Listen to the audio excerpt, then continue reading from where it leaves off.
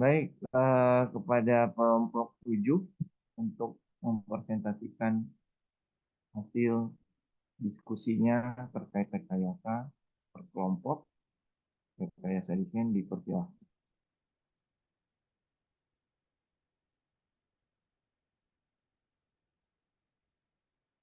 Baik, Bismillahirrahmanirrahim. Assalamualaikum warahmatullahi wabarakatuh. Selamat siang, Pak Yudis dan teman-teman K05. Kami dari kelompok 7 akan mempresentasikan tugas PRD kami dengan judul sepeda statis penghasil listrik. Sebelumnya, izinkan saya memperkenalkan anggota dari kelompok 7.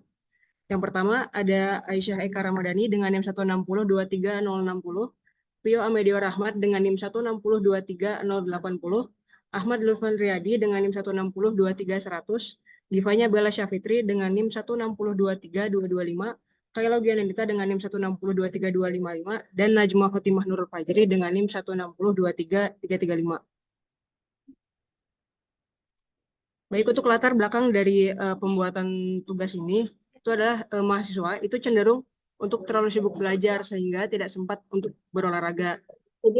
Dan ini merupakan pola hidup yang kurang sehat karena membuat kita menjadi lebih rentan terkena penyakit karena fisik kita itu menjadi tidak sehat dan tidak bugar. Dan salah satu solusi yang bisa diberikan adalah sepeda statis penghasil listrik karena sepeda statis ini dia praktis dan penggunaannya itu dapat dibarengi dengan kegiatan yang lain.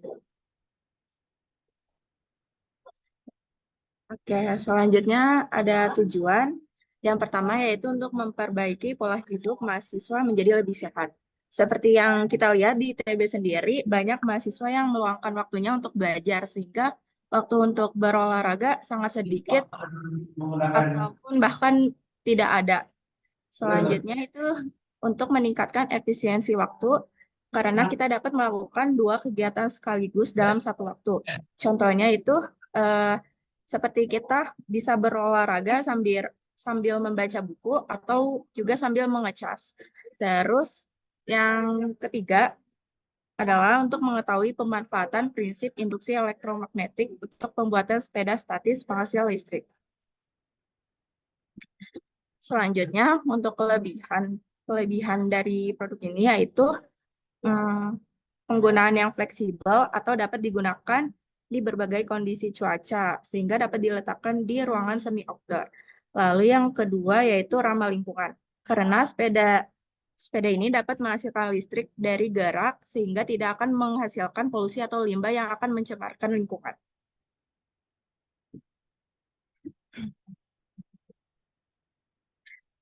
Selanjutnya yaitu prinsip sains. Untuk prinsip sains yang pertama adalah pesawat sederhana roda berporos. Roda berporos terdiri dari dua bagian, yaitu ada roda dan poros. Poros sendiri merupakan bagian yang melekat tetap di tengah roda dan biasanya berpenampang bulat. Roda berporos berperan untuk memperkecil gaya gesek sehingga akan meringankan gerak roda. Roda yang berputar roda berputar, maka poros akan ikut berputar.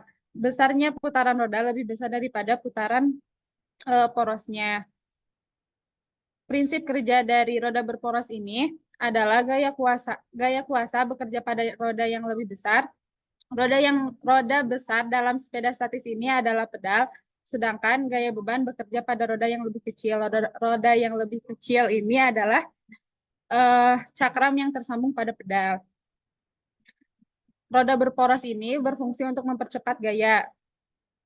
Kecepatan ini dihasilkan dari perbandingan jari-jari roda terhadap porosnya. Nah, untuk keuntungan mekanisme roda berporos ini adalah perbandingan antara jari-jari roda dan jari-jari poros. Dengan demikian, semakin kecil porosnya, maka akan semakin besar keuntungan mekanismenya.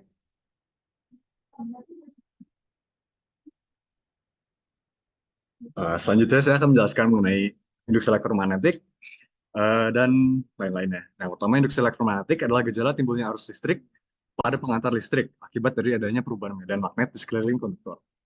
Hubungan antara perubahan medan magnet dengan timbulnya arus listrik dinyatakan dalam hukum Faraday yang terdapat pada slide, yang menyatakan bahwa gaya gerak listrik disebanding dengan banyaknya lilitan kawat dan laju perubahan fluks medan magnetik. Kemudian untuk kapasitor, Kapasitor itu fungsinya untuk menstabilkan tegangan listrik dengan menyimpan energi listrik saat terjadi lonjakan dan melepaskannya saat terjadi penurunan. Kemudian ada generator.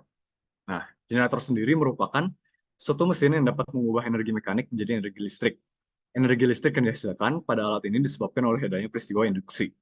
Terdapat dua jenis generator, yaitu generator AC dan DC. Di sini saya akan menjelaskan mengenai generator AC.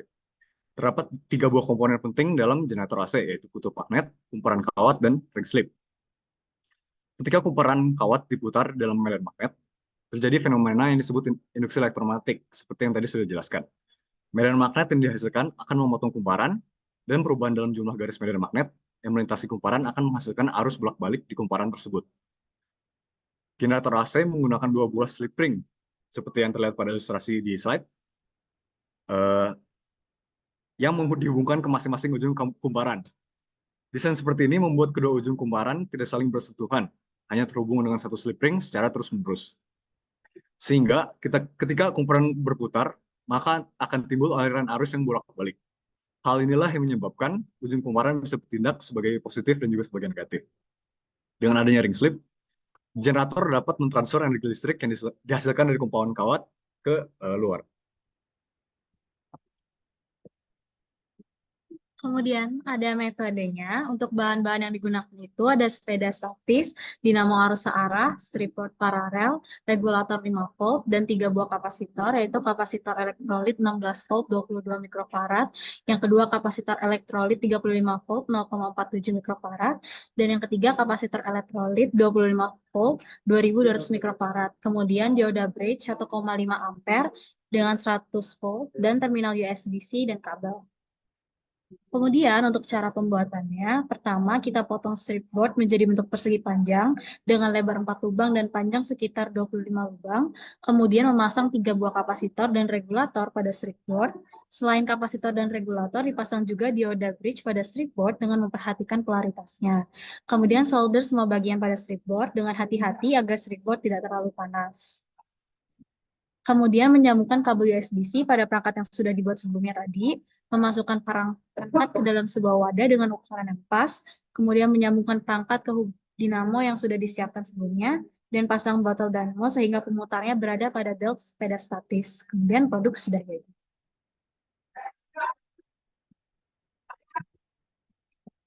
Kemudian setiap percobaan itu pasti memiliki kekurangannya masing-masing. Karena untuk pada percobaan ini, kekurangannya itu keterbatasan daya yang dihasilkan, karena daya yang dihasilkan itu bergantung pada penggunanya. Semakin jauh dia mengayuh, itu maka dayanya akan semakin banyak. Tapi semakin cepat juga dia mengayuh, itu akan semakin cepat juga untuk pengisian dayanya. Sehingga perbaikan yang bisa dilakukan adalah memperbesar rasio diameter pedal dengan porosnya. Jadi nanti rasio diperbesar sehingga keuntungan mekanik itu akan jadi lebih besar. Sekian untuk pemaparan materi hari ini. Untuk tanya jawab saya serahkan kepada Lutfan. Oke, baik. Yang apa namanya? Tolong yang tadi presentasi diurutin siapa yang terakhir biar saya langsung menilai. Kemudian yang tanya jawab silakan saya buka sesi tanya jawab, waktunya masih ada 10 menitan ya, 12 menit. Dari kelompok lain ada yang bertanya? Sebutkan nama dan dari kelompok mana. Silakan Theodorus. Ya, selamat siang Pak Yudis dan teman-teman dari kelompok 7. Saya Theodorus dari kelompok 8 ingin bertanya. Kalau ini nanti listriknya itu yang dihasilkan akan digunakannya seperti apa? Ya, mungkin ada penyimpanannya atau langsung dihubungkan ke beban gitu atau seperti bagaimana? Terima kasih. Oke. Ini maksudnya yang ditanya hasil listriknya kan? Ya. Oke. Ini dia ada buat outputnya itu dia lewat USB-nya itu bisa dipakai ya langsung dicolok aja gitu. Selagi kita menggoes atau mengkayu sepedanya, kita langsung colokkan USB-nya itu ke perangkat yang kita mau berikan energi, bisa kayak HP atau power bank atau yang lain-lain.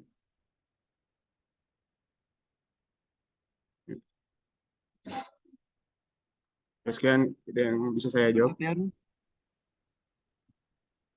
Udah ngejawab? Jadi itu maksudnya bebas perangkat apa aja. Eh ya asal ada colokan USB-C. Nah, Oke. Itu maksudnya kalau misalkan kita ngecas HP, mm, misalkan itu eh, voltnya kan yang dihasilkan dari sepeda itu sama dari misalkan stop kontak itu kan beda kan? mm. Itu nggak apa-apa. Apanya? Maaf. Misalkan ada minimum voltnya gitu, misalkan untuk ngecas HP, Mm. bagaimana gitu. Yang Oh, biasa dipakai untuk ya. eh untuk generator ini tuh tegangan yang dihasilkan adalah 5 volt. Yang udah terus kan ada perangkat yang menstabilkan arusnya juga. Jadi seharusnya ya tidak merusak perangkat yang dicas. Oke. Thank you. Jawab. Baik, terima kasih Theodorus terkait itunya ya. Alternatif-alternatif yang bisa digunakan. Selanjutnya Faris. Aku Faris dari kelompok 6. Eh, aku mau nanya, itu kira-kira ada estimasi nggak buat daya yang dihasilkannya berapa watt? Masih Apanya? dayanya berapa watt?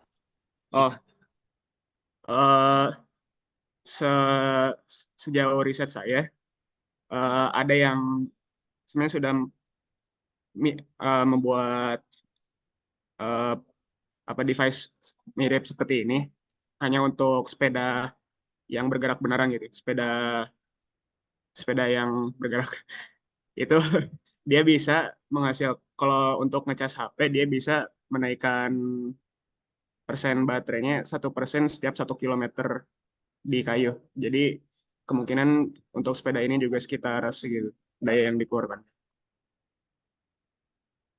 Oke, makasih. Baik, ada lagi yang akan bertanya? Hanya kelompok 8 dan kelompok 6 masih ada waktu. Silakan William. Kelompok berapa? Perkenalkan saya William Joseph dari kelompok 1. Saya mau izin bertanya mengenai kan tadi salah satu perbaikan untuk mengatasi masalah daya yang kecil itu rasio antara diameter kode dan pokoknya itu kan diperbesar. Kira-kira ada nggak suatu ras- rasionya kira-kira berapa biar daya yang dihasilkan itu bisa cukup signifikan untuk dipakai dan kira-kira rasionya itu bakal cukup cukup realistis nggak untuk diaplikasikan ke sepeda kayak kalau misalnya hasil kan 1 juta banding 1 kan kadang nggak masuk akal ya kodenya 1 juta meter terus pokoknya cuma 1 meter gitu jadi ada nggak. Eh, dari kami belum meriset untuk seberapa ininya apa perbandingan paling besar yang realistis. Cuman yang kalau si pedalnya sendiri kan tidak mungkin kayak terlalu besar kan ya karena kita tidak akan bisa menggoyesnya. Jadi mungkin yang bisa dilakukan adalah memperkecil porosnya sendiri dengan bahan yang lebih kuat gitu. Jadi apa walaupun dia si diameter porosnya lebih kecil, tapi dia masih kuat buat memutar generator yang lain.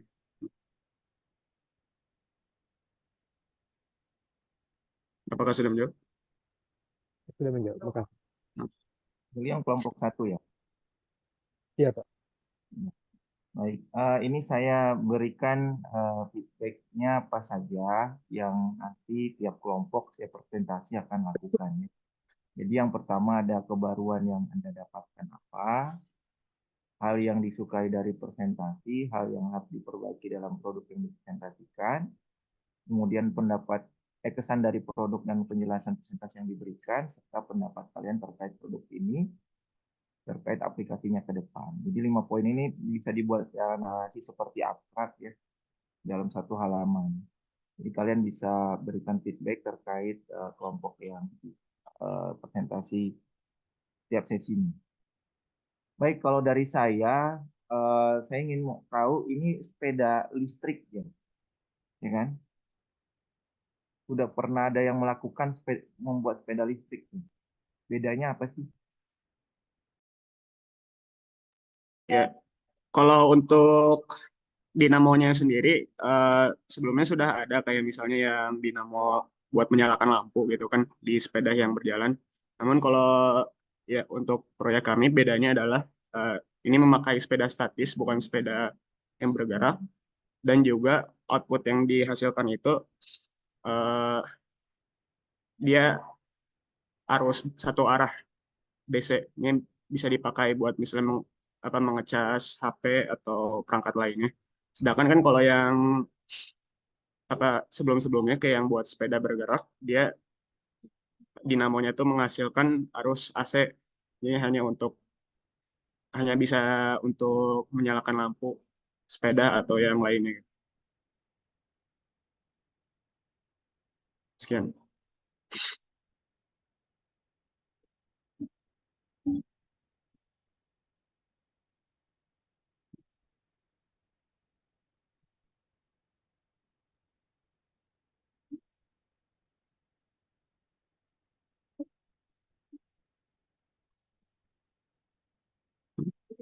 Eh, Bapak masih di mute? Oh iya.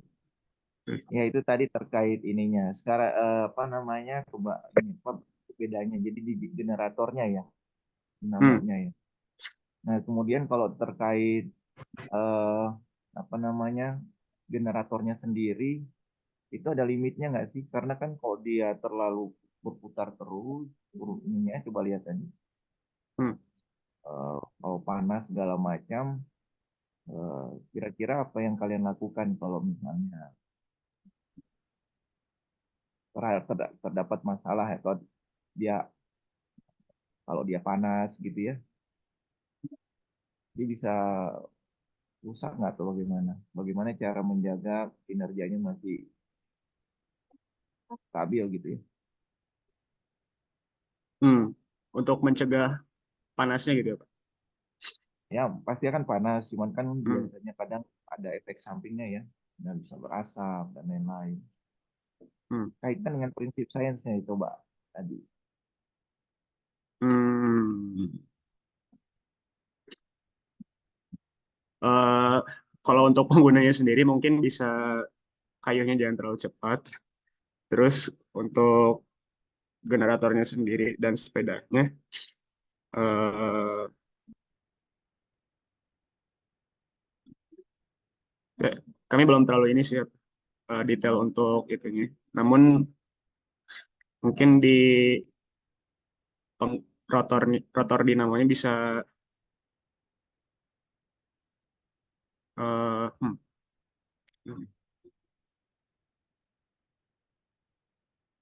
mungkin bisa dikasih pelumas gitu biar gaya gesek yang dihasilkannya tidak terlalu besar dan tidak terlalu panas.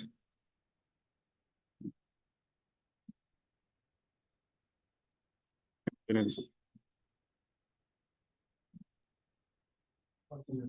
Oh, maaf Pak, masih di mute. Coba lihat tadi prinsip sainsnya. Oh iya.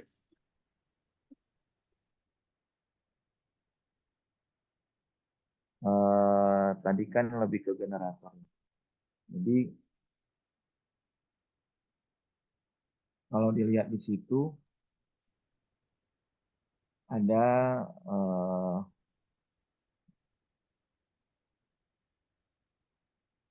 menstabilkan tegangan listrik ya dengan menyimpan energi listrik. Terjadi lonjakan. Sebenarnya di situ kan kapasitornya dia harus punya eh, ya hubungannya terkait dari segi panas dan ada tegangan listrik ada nggak? Sebelumnya lagi ada yang kamu jelaskan. Tapi dari segi temperatur nggak ada ya? Jelaskan. Belum ada Pak. Belum ya. Jadi roda itu kan cuman dari berputarnya kemudian adanya medan magnet, terus adanya penyimpanan energi. Cuman kalau dia terhadap temperatur itu bagaimana? Biasanya bisa dihubungkan ke arah ini, ke arah termodinamikanya ya. Termodinamikanya kan kalau dia spontan bergerak, kemudian ada temperatur tertentu gitu ya. Di sini ada reaksi yang terjadi nggak? Maaf Pak, Ada reaksi yang terjadi nggak? reaksi kimia. Ya. Kalau di perangkatnya sendiri tidak ada, namun di baterai di perangkat yang device ya mungkin ada. Mungkin ada ya. Oke, nanti ditambahkan saja di dalam prinsip sainsnya. Terakhir dari saya, apakah ini bisa diaplikasikan apa namanya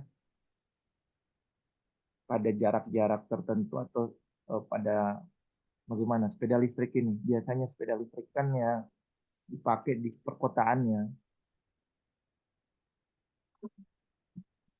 Maksudnya cara merawatnya bisa diaplikasikan ke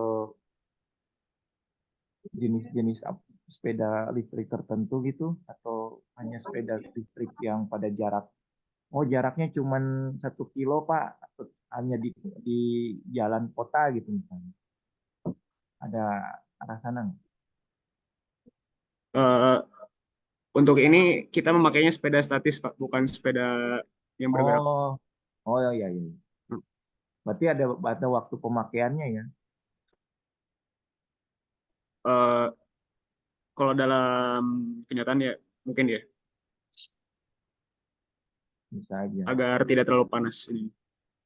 Ya. Oke.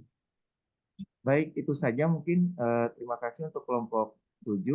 Nanti tolong ditambahkan apa yang tadi disampaikan teman-temannya dan saya untuk pertanyaan untuk dijawab bisa ditambahkan di slide. Baik, itu saja mungkin dari kelompok 7. Terima kasih. Ya, baik Pak, terima kasih. Kalian jam 12 ada kuliah nggak?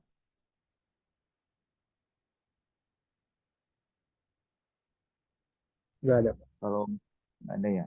Itu jam 1. Bisa kelompok 12. Maju. Silakan kelompok 12. Nggak ada namanya kelompok 12 ini. Sama siapa nanti? Saya akan jadikan co-host ya. Silakan.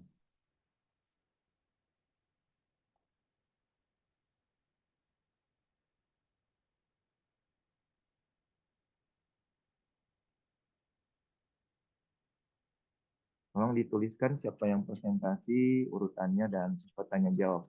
Ini juga strategi kalian ya. Jadi kalau misalnya satu orang yang bertanya, yang menjawab ya, dia terus. Jadi yang presentasi nggak bisa membantu. Oke, nah. Kalau kita presentasi semua terus jawabin bareng-bareng boleh nggak? Nggak bisa. Nggak bisa. Nggak bisa. Kan yang presentasi, ya sudah dia bersuara. Kalau tanya jawabnya, nanti kalau semua yang tanya kan pasti ada yang dominan. Gimana tanya jawab bareng-bareng kalau pertanyaannya cuma satu?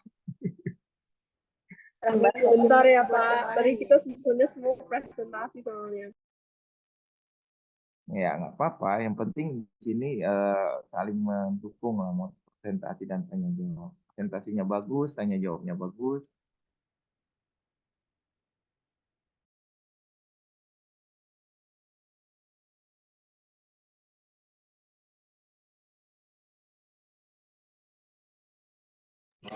Oke Pak. Oke. Silakan. Selamat siang Pak Yudis dan teman-teman. Hari ini kelompok 12 anggotanya ada di chat, silahkan dilihat. Akan mempresentasikan hasil rekayasa kami yaitu detachable water filter. Next. Nah ini kelompok kita. Jadi latar belakang dari rekayasa kita adalah kita tuh lihat banyak air kotor yang sebenarnya bisa dimanfaatin, tapi orang tuh nggak tahu caranya dan mereka cenderung langsung buang aja. Padahal air ini bisa bantu menyelesaikan beberapa masalah kita. Next. Nah, kayak banyak mata air yang kotor. Sedangkan orang-orang tuh kesusahan buat mendapatkan air bersih. Kalau kita pikir-pikir kan sebenarnya ini dua hal ini bisa saling melengkapi kan. Air kotornya jadi air bersih, sehingga kebutuhan air bersihnya juga bisa tercukupi. Oleh karena itu, kita membuat rekayasa ini, yaitu rechargeable water filter. Next. Nah, jadi kelebihan dari water filter yang kita buat itu adalah dari segi desainnya. Desain yang kita buat itu bisa bersekat-sekat seperti yang ada di gambar, sehingga nantinya tuh dapat memudahkan penggunanya untuk mengganti komponen tertentu tanpa harus melepas semua komponennya. Nah, sekat-sekatnya seperti yang ada di slide. Jadi untuk material-material itu dapat diganti dengan mudah karena ada sekat-sekatnya. Next.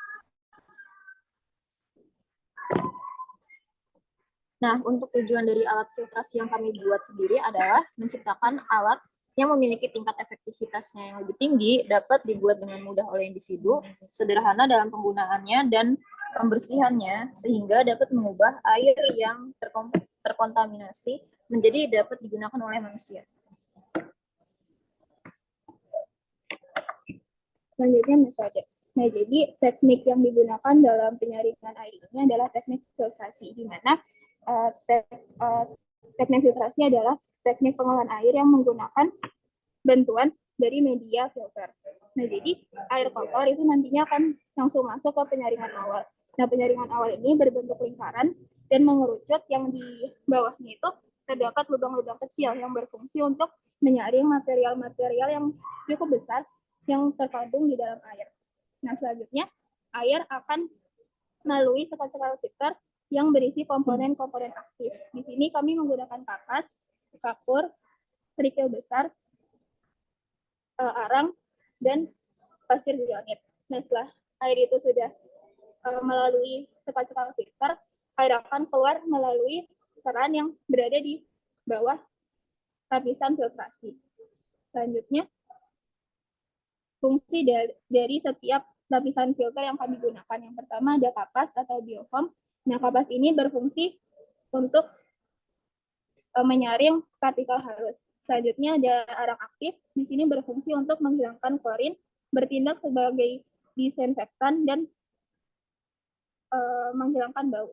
Selanjutnya ada kapur. Nah, kapur ini berfungsi untuk mengatur pH air ke tingkat standar. Lalu ada pasir aktif yang berfungsi untuk mengikat besi, mangan, dan juga belerang. Nah, setelah itu menggunakan pasir zionit. Nah, pasir zionit ini berfungsi untuk menghilangkan kalsium, mangan, dan juga menjaga keamanan air. Lalu terdapat kerikil besar. Kerikil besar ini berfungsi untuk menyaring partikel kasar yang melewati komponen sebelumnya. Setelah itu terdapat kerikil kecil yang berfungsi untuk membantu aerasi. Nah, aerasi ini itu meningkatkan kadar oksigen, mengurangi bau, mencegah pertumbuhan bakteri, dan juga meningkatkan kualitas air. Lalu yang terakhir adalah kawat penyaring. Kawat penyaring ini berfungsi untuk menyaring partikel yang tidak diperlukan dan sebagai penyangga dari penyaring di atasnya.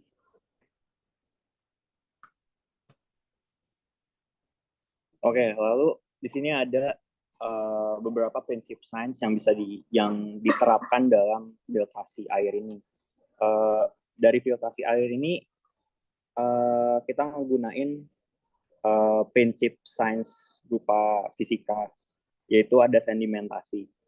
Nah, sedimentasi ini adalah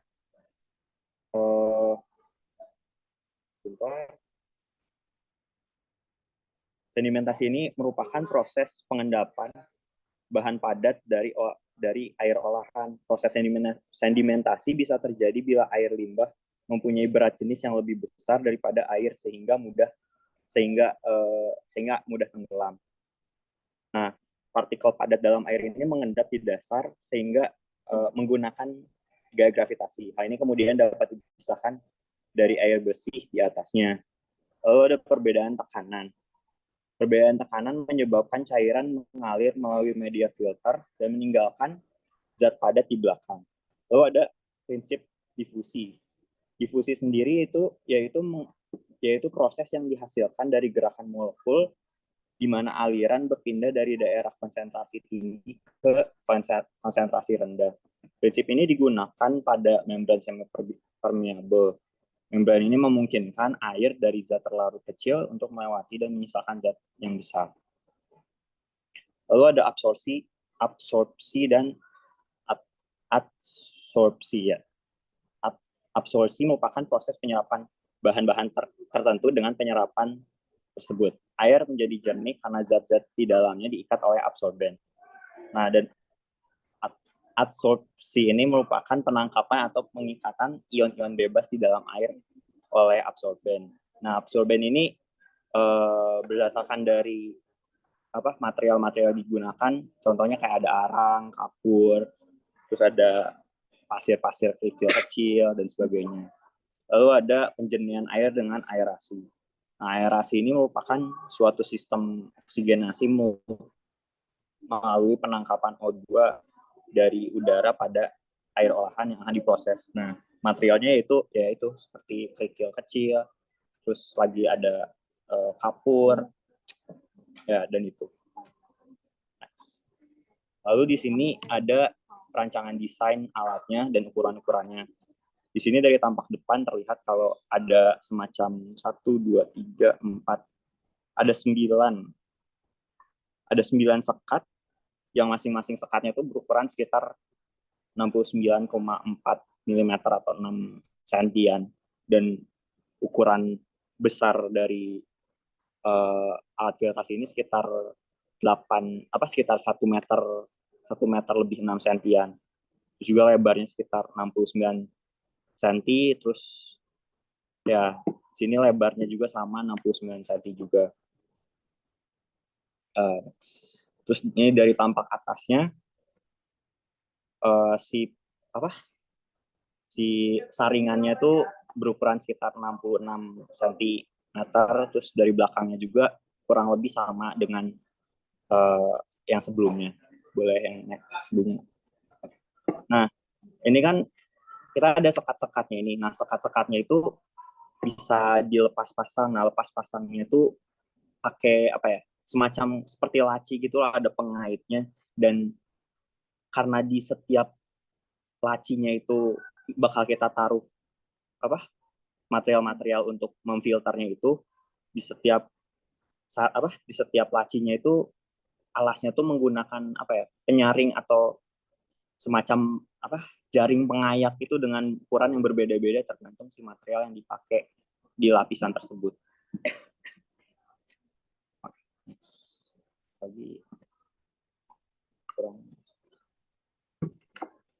Selanjutnya, kekurangan dan solusi.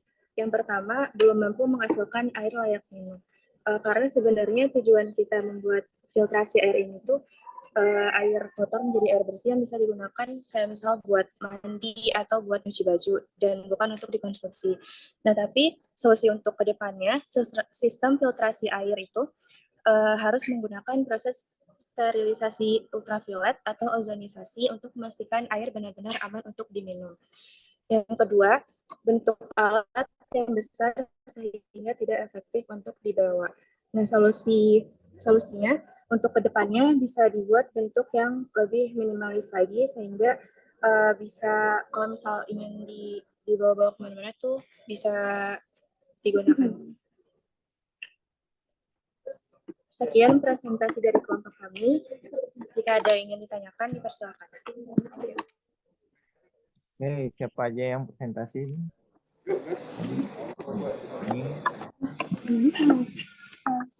Ayo nanti dikit ini ya. Kenapa, Pak? Yang presentasi siapa aja? Semuanya, Pak. Tapi ada yang kayak lebih pendek, nanti bantu jawab. Yang jawab siapa? Kita bertiga. Yuka, Tulis namanya, Sydney. tulis namanya. Oh, Di chat ya, tulis di chat. Oke, baik. Ada pertanyaan? Ini dengan pertanyaan itu Anda bisa memberikan feedbacknya, bisa tahu feedbacknya kalau ada yang belum jelas.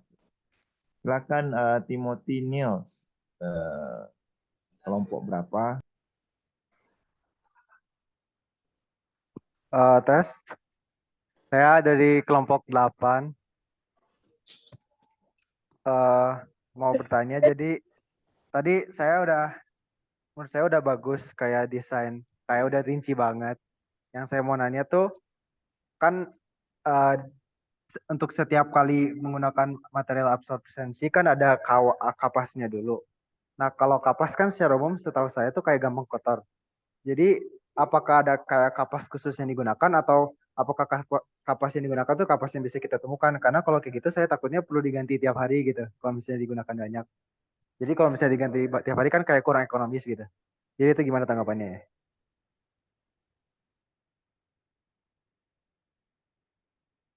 Terkait kapas.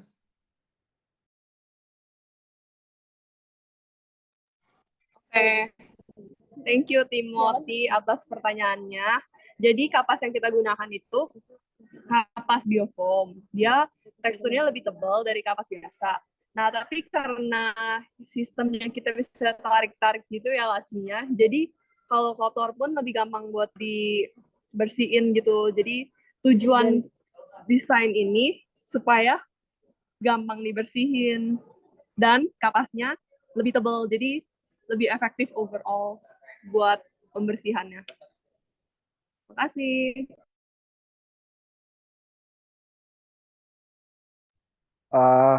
Mau sedikit lagi, itu untuk kalau kapas tebal maksudnya apakah kayak perlu produksi yang lainnya karena takutnya nanti mahal atau gimana, atau apakah udah ditemukan jenis kapasnya kayak gimana atau gimana gitu?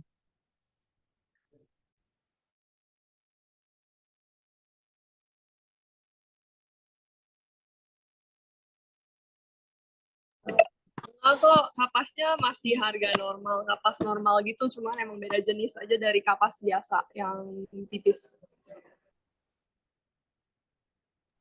Baik, makasih. Oke, ada lagi yang bertanya?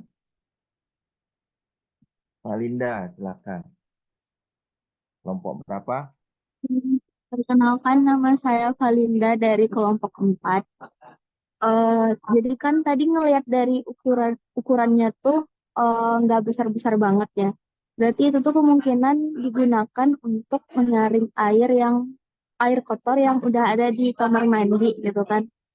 Mungkin nggak kalau misalnya nanti itu dibikinnya dalam skala yang besar gitu. Makasih.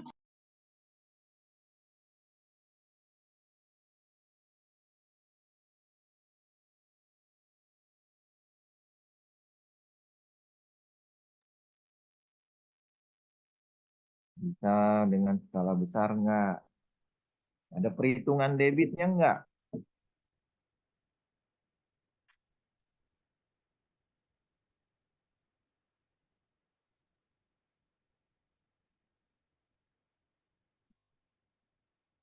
Lagi dirundingkan. Jadi alat ini tuh buat volume air yang disaringnya tuh bisa disesuaikan sesuai dengan air yang kita butuhin. Tapi kan ada batas penampungannya. Berarti nanti kalau misalnya air buat mandi, berarti kita ngitungin air buat mandi dulu gitu ya? Nggak, jadi kayak paling produk kita ini bisa dibikin, bisa beberapa ukuran gitu. Sesuaiin aja misalnya orangnya mau pakai buat mandi, nah belinya ukuran yang sejumlah buat mandi gitu.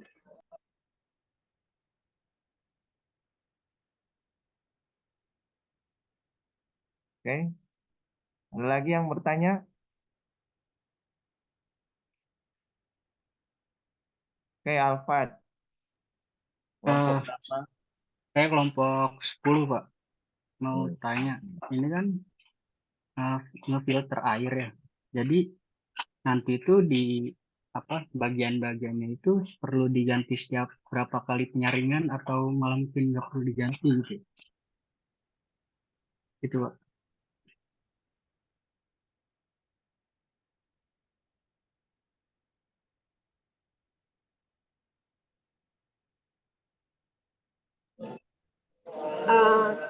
izin jawab.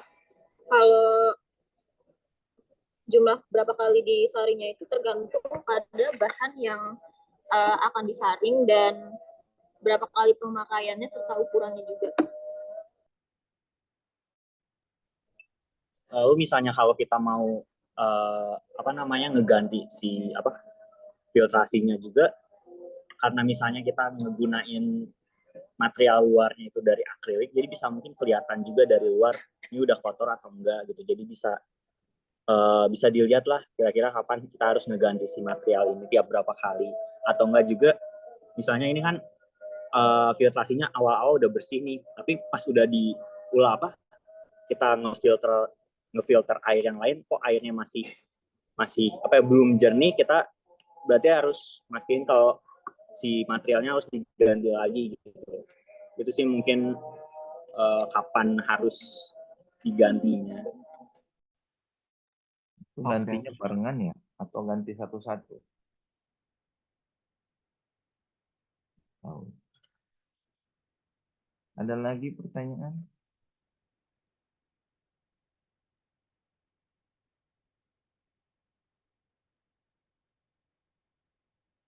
Tidak ada pertanyaan? Masih ada 8 menit? Oke, kalau tidak ada dari saya, yang pertama adalah apa bedanya adsorpsi sama absorpsi? Ad sama ab. Apakah di semua di tahap-tahap itu ada yang adsorpsi, ada yang absorpsi?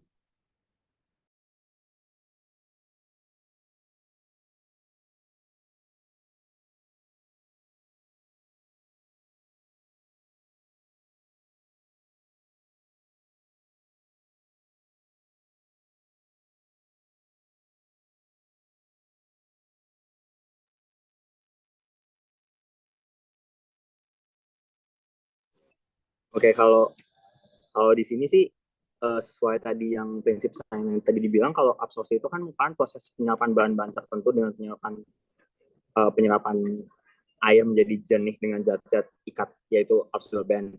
Nah, kalau absorpsi merupakan penangkapan atau ikatan ion bebas di air oleh absorben. Jadi sebenarnya prinsipnya sama aja sih, Pak. Hanya kalau yang satu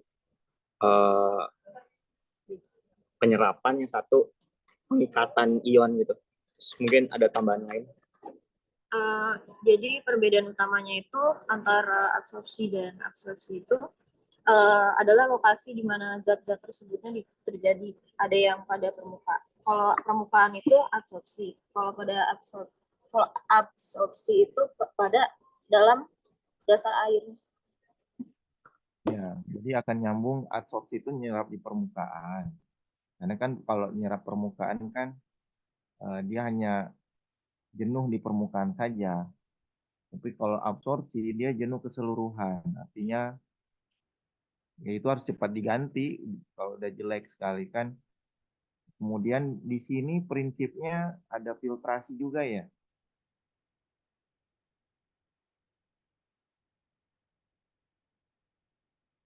Nah, di sini sebenarnya masih agak belum dijelaskan urutannya yang tahap-tahap itu mana yang lebih dulu. Apakah filtrasi, kemudian nanti ada absorpsi, terus apa?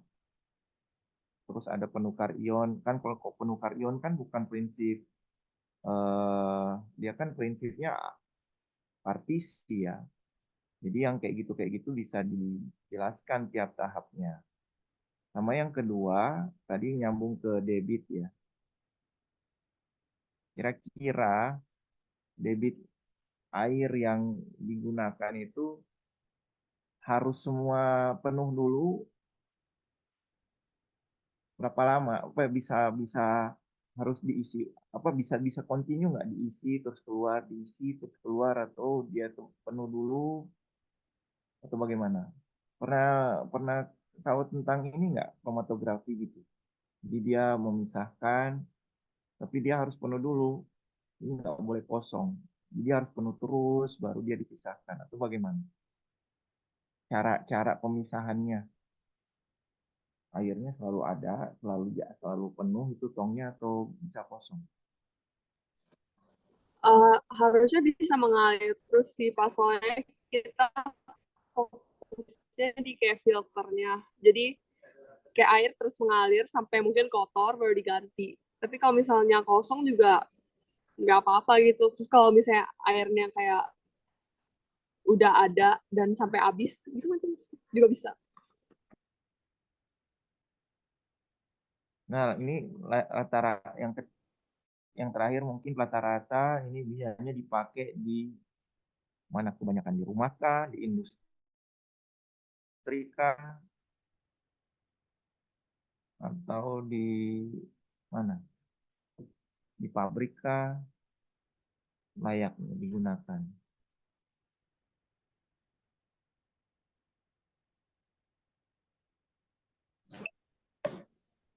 Bisa dipakai di mana aja Pak, soalnya kan misalnya kalau ada air kotor, nah si air kotornya itu langsung aja dimasukin ke yang bagian atasnya tadi Pak, yang saringan itu.